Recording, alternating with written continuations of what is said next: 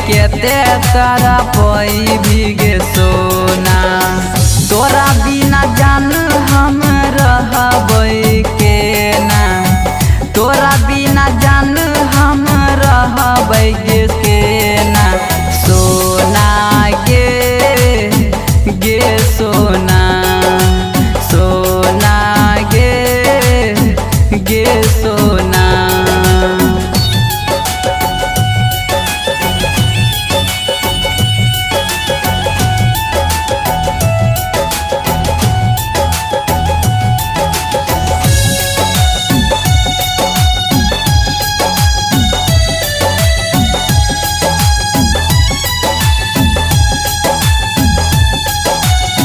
पत्थर के दिलावा पे बनली कठोरे गे, होते भोर जैभी जानू पियाबा के जोरे गे।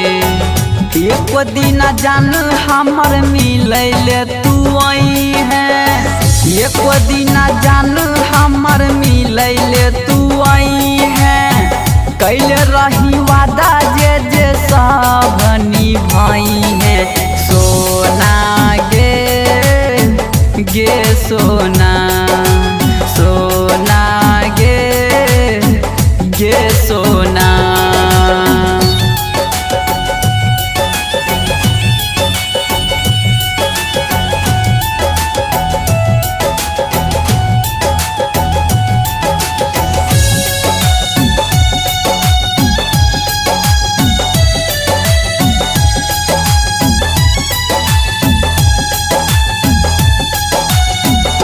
ये रानी बदल गेलै हमर जमाना, छूट जैते साथ बन जेबही बेगाना।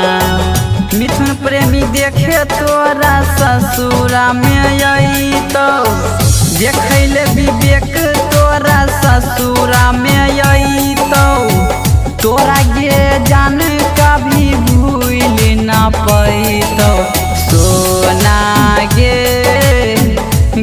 सोना, सोना गे सोना।